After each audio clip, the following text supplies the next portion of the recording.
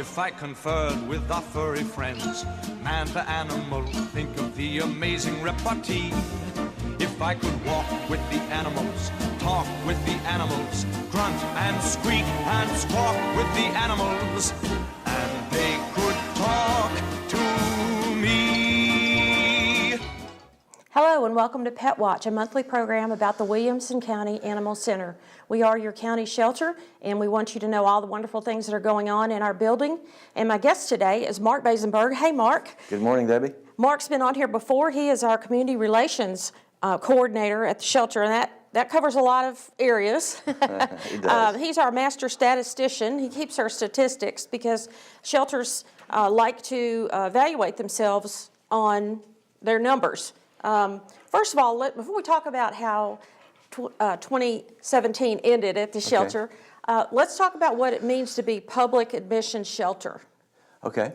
Yeah, open admission municipal shelter is the technical correct term for our shelter. And what that really means is that by law, any resident of Williamson County who comes to our building and wants to surrender either a stray domestic animal that they found or surrender their own for whatever reason, we do not deny admission to anything. So every Williamson County resident or say a stray dog that's found in Williamson County, if somebody brings it in, no matter the age, the apparent medical condition, the breed, we take everything in.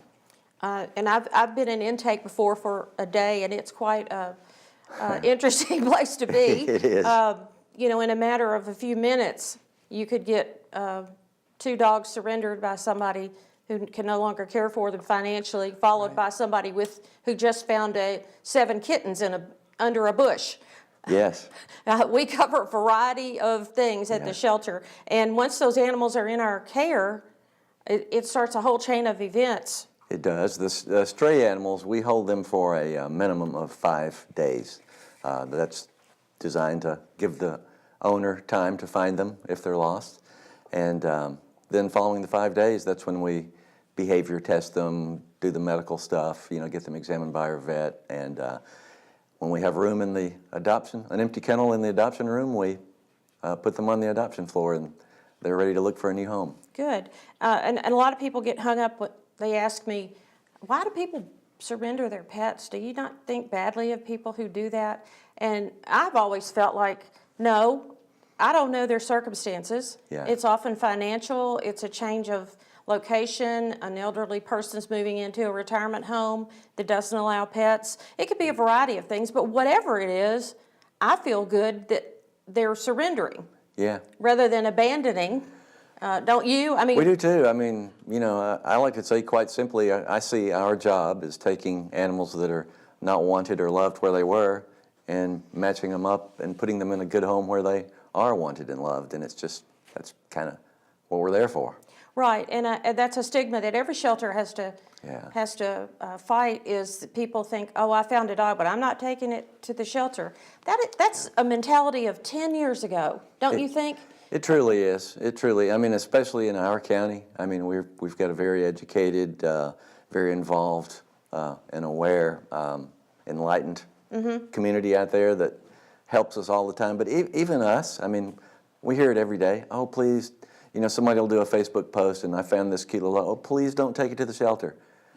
Well, there's a moment to educate. Yeah, it is. Yeah, and we do monitor a lot of lost pet pages, and we have a lot of volunteers and staff that live in this community, and they see we hear what's going on, and we use it as a moment to educate. Exactly. One of the things about animals being brought in or a stray, you report a stray, and our officer comes out and gets it, or a friendly dog comes up on your porch, chances are it is someone's pet in this county. For sure, yeah. However, if you don't have a microchip in that animal or a tag identifying who it belongs to, we can't find the owner.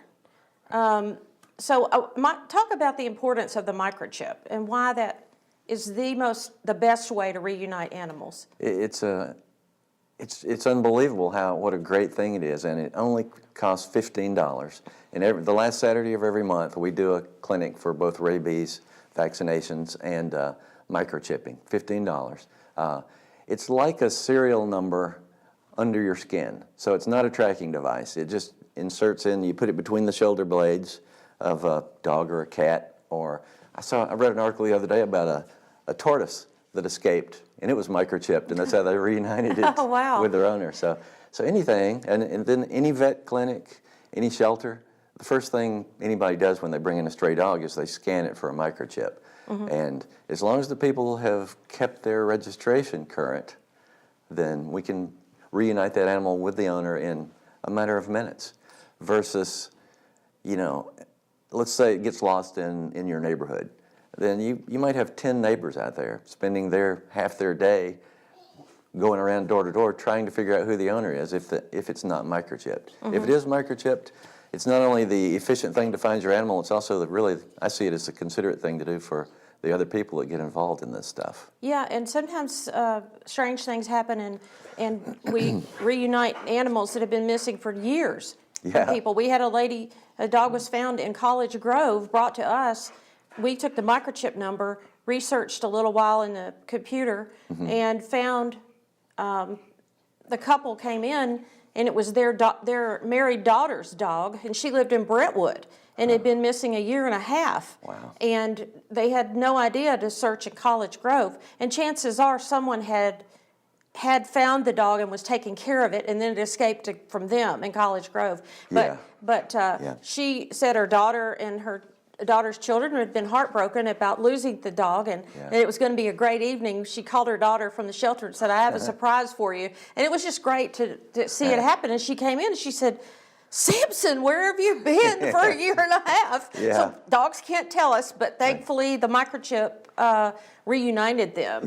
And it doesn't hurt. It's inserted with a shot, a needle, a syringe, and it's just smaller than a piece of rice, I've heard. It's just tiny. I've seen one, and you can hardly see it. So it is kind of a miracle. And if you don't have your dog's collar on, somehow the dogs that scoot out the door are always the ones that are inside, and somebody's taking their collar off for the night. They shoot out the door, and every post you see is, "My dog doesn't have his collar." If your dog is going outside, leave the collar on. That's because your neighbor can, or somebody can see your phone number right away, or see the ID tag identifying it does have a microchip. I know when my dog got a microchip at the shelter, I got a little tag that said, here's my ID number and here's the phone number. Right. So if they don't, we look for them. And I heard they've been found down in the leg before. They kind of they can migrate sometimes if they're not put in properly or something. And one other thing you mentioned, if they just wear their rabies tag, that's another way we can find them. Right. You know? We can trace any rabies number in the county. And cats, it's important to microchip cats too, because they love to dart out the door too. And they sure do. It's always the indoor cat that accidentally ran outside, and then everybody's panicking because it's not used to being out. So we encourage it for cats as well. And if you come to the microchip clinic, bring your dog on a leash and your cat in a carrier. And speaking of dogs, let's introduce Naomi. She is one of our special dogs at the shelter. Tell me her story. I don't even remember originally how she came in. She's been with us several months. She was adopted briefly one time, and it was just not a great match. She was a little too strong for the adopter. But we have her listed as about 6.5 years old. She is kind of our #1 ambassador dog because she's wonderful with people of all ages. She's been in nursing homes. She's been in preschool, in kindergartens and businesses and high school, everything. She's great with all people. Her issue is that she's doesn't necessarily like other animals very much. I have definitely seen improvement in her in the time she's been with us. I think it's even possible that she could be adopted into a home with another animal with really, really strict leadership. But she's just a great companion dog. But she probably needs to be in an only dog home. We definitely think she should be. We would certainly recommend she be an only dog home, yes. Naomi if you adopt from our shelter, Naomi's like all our other animals. If they're old enough, they've already been spayed and neutered, they've had all their shots and vaccinations. Yep. We have special pricing, and in February, all our dogs will be $25. We kind of ebb and flow at the shelter. We'll talk more about last year's statistics after this break. I'm Special Agent Dennis Fetting with Homeland Security Investigations. We investigate crimes on the internet. I want to keep you and your child safe from digital dangers. Parents, you may think that your child is extremely tech savvy and world savvy, and so you are either nervous to get involved or afraid to get involved in their online habits, to check through their technology. You may have concerns that you don't know what you're looking at or that you just don't have an understanding. But I promise you that getting involved is the most important thing that you can do in your children's online life. Some of the tips that we provide to parents and that I'm providing to you: number one, you need to communicate with your children. You need to talk to them about the issues. You need to talk to them about the dangers online. You cannot hide these types of facts from them and yet give them a device and let them roam freely online and keep them safe. It's important that you delve into your kid's device and that you look through it. A personal opinion of mine is that you pay for that device, you pay for that cell phone data, you pay for that Wi-Fi. There should not be a password that keeps you out of your children's apps, phone. You should be able to freely look in your child's device at any time and find out what they're doing, because if they're locking you out, there's a good chance that they're doing something that they shouldn't be doing. From talking to child victims in Williamson County and Middle Tennessee, we have found that while these kids are very tech savvy and have a great understanding of the apps and the technology that they're using, they lack a lot of common sense about things like the permanency of data, the fact that there are adult predators out there, the fact that there are websites that exist that do nothing but collect their information, collect their photos, collect their videos. They don't think about long-term consequences. They are very much interested in the here and now, instant gratification, things like live broadcast and Snapchat and Burn Note, the idea that things just disappear. And so it's important for you as a parent to make your kids aware, protect them online, get involved in their life, snoop, pry if you have to, but make sure that you're involved. To report suspected online child exploitation in Tennessee, contact Homeland Security Investigations at 615-664-5501. Now, Mark, before the break, we were going to get into this last year's statistics, and so you're our statistician on staff. In fact, I think one of your volunteers is now helping you with that. It's one of the jobs, other than walking dogs and playing with cats, that our volunteers do. We'll get into volunteering a little more in a few minutes, but I want everyone to know approximately how many animals we took in last year at the shelter. Last year, dogs and cats combined was about 4,200. Was that up from the preceding year? Up a little bit. I think the previous year was about 3,940 or something like that. So, yeah, you know, a decent amount of growth. I haven't calculated that percentage, but... Is that the kind of growth you would expect when so many people are moving into the county? It seems to match our population growth pretty well, yes. Yeah, and we all know that this is a great place to live. And one of the things that I think makes it great is, as a public shelter like we are, an open admission shelter, what was our save rate for 2017? We're very proud to say our save rate, despite being an open admission shelter, and we've already covered what that means, 97% of the dogs and cats that came into our shelter were saved. That's 97%. phenomenal. That's phenomenal. You know, it really is. It puts us in the really upper tier of public shelters in the whole country. Our goal, to be honest, is not to achieve 100%. That's not realistic, because today the only time we euthanize is for extreme behavioral or medical conditions. We don't euthanize for time. We don't euthanize for space, which a lot of shelters don't want to do if they don't want to do, but they just have to. But we don't. We have such a great community. Whenever we have a space problem, there's several avenues we can take. One of which is to alert the community, hey, we're overcrowded. Their awareness alone usually brings in a crowd. It does. We also work with other rescue groups across the country. We do. We've sent dogs to where to find new homes? Maine, you know, the upper New England area it's supply and demand. Their demand outstrips their supply, which is the opposite of the southern United States. Right. So, and the same is true of like Wisconsin and Iowa and, you know, the upper Midwest. Some Midwestern states. Yeah, typically we send our the groups we work with transport animals to that area or the New England area. Wow. And why do they not have enough animals in their shelters that they need ours? You know, it's interesting. I think there's a lot of licensing requirements. It's a lot more expensive to own a pet up there.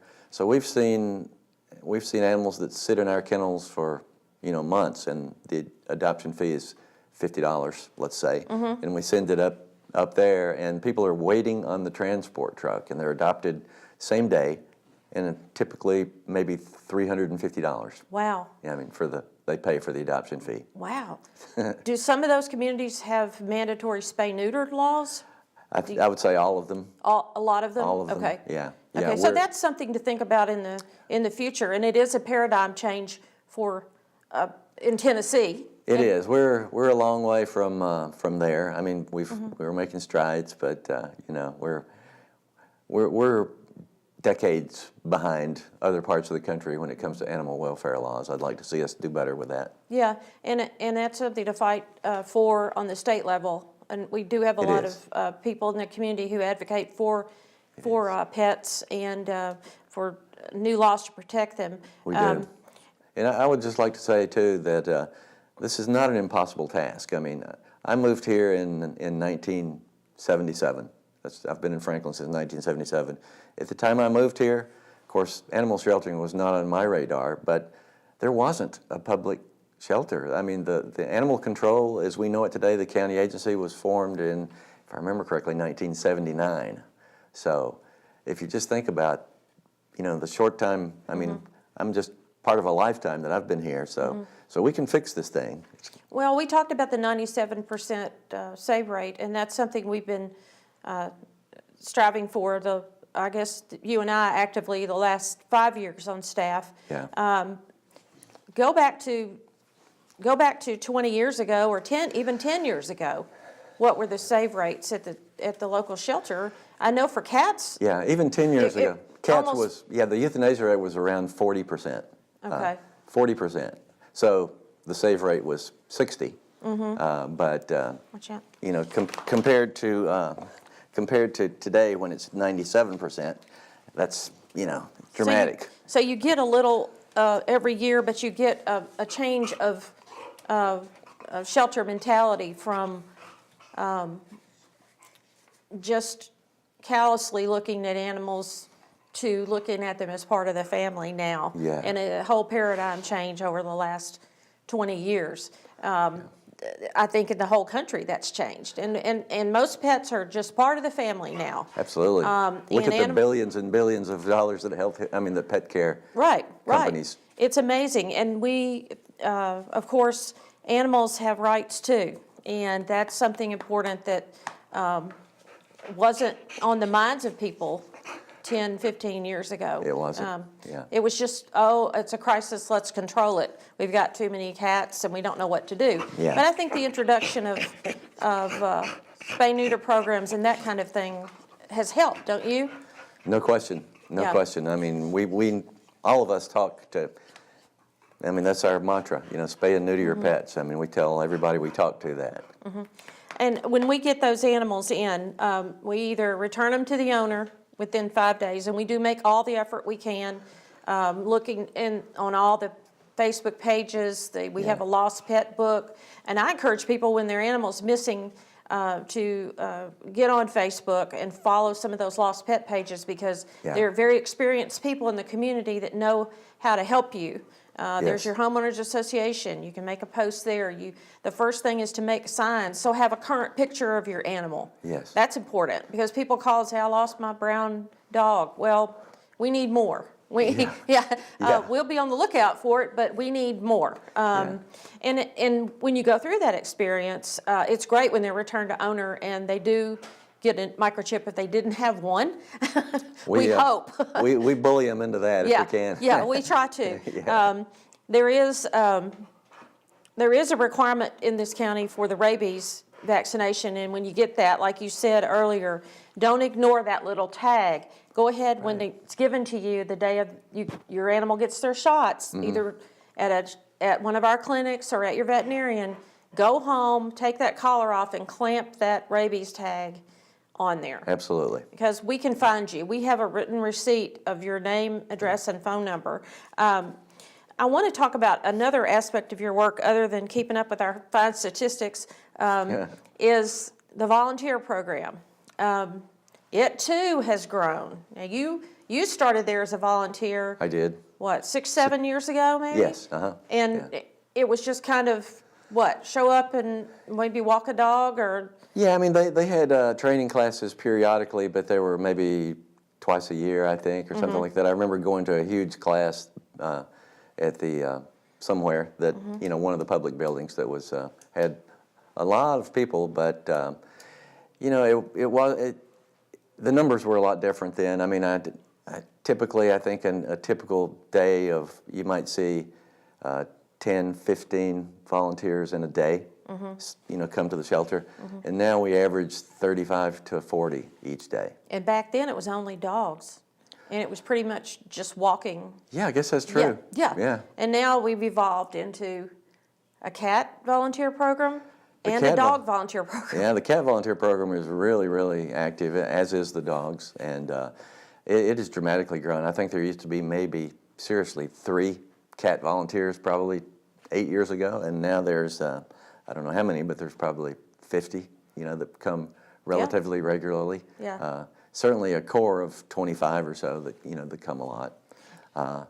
You know, sometimes the volunteers get a little frustrated with me because I talk about the volunteer statistics and the fact that we average about 275 to 300 unique volunteers come in each month and sign in and work some time. They Wow. spend close to 2,000, 2,100 hours they spend. So that translates into about you know, a dozen full-time employees. So it's a huge benefit to us. But they're not all there when we want them to be. Yeah. So there's still times of day when there's no volunteers, there's 1 or 2, Right. and then you have 10 at a time. So it would be great if we could figure out a way to you know, level it out a bit. And the volunteers are kind of self-policing themselves on that with groups. That's how they're trying to work out their own program. Because they get invested in these animals and they want someone there if they can't be there. So what in the world does a cat volunteer do? I'm sure our viewers would love to know. I mean, they may imagine that all our cats are in kennels, and they're not. Right. We have a big free-roaming cat room, and it can take up to 25 cats. So I see our volunteers working in there a lot. What does a cat volunteer do?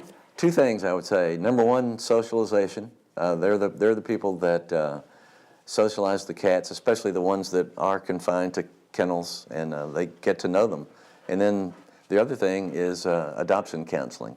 So they know the cats better than anybody, the cat volunteers. So therefore, when they're in there and a potential adopter comes in the room and wants to see cats, then our volunteers can ask them a few questions about their home. What other animals do you have? What are you looking for in a pet and all that? And then match them up with a good fit. In that Per Palace room, the free-roaming cat room I was talking about, is a good place to get a feel for how different cats behave. Yeah. And you can go in there and it's completely quiet and they're all sleeping and you start seeing them in little nooks and crannies and you think, there's 15 cats in here, I can't believe it. Yeah.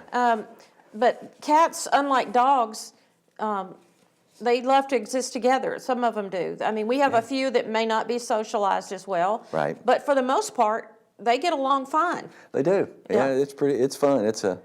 It's the most therapeutic room we have in the shelter. It's nice to go in there at the end of a day and you know, sit around and let the cats walk on you a little bit. It's quiet and it's nice. It's really nice. And we have a little kids reading program for the cats called Book Buddies. Yeah. And the kids come in, pick out a book, and sit and read to the cats. Yeah, that's really sweet. It's nice to see. And Yeah. It's a good way because, frankly, it's designed for kids like 5 to 10, those ages. We get a lot of people that want to come in and children that want to come in and volunteer. And really for liability and safety reasons, we really can't let kids that age directly handle the animals, so we insist that they come in with a parent who's a trained volunteer. Now, the Book Buddies program only requires a little bit of a orientation where we talk about reading the cat's body language, and basically, you know, if a cat's in a cubbyhole and he's kind of pulled back in the cubbyhole, you know, leave him alone. You know, don't push it. So and we usually, teach them things like when that. they start reading, the social cats come up and start headbutting the back of the book because they like the story or whatever. You talked about age limits on your dog volunteers. What are the age limits? Well, you know, we're actually strongly considering changing the limits a little bit, actually making it higher.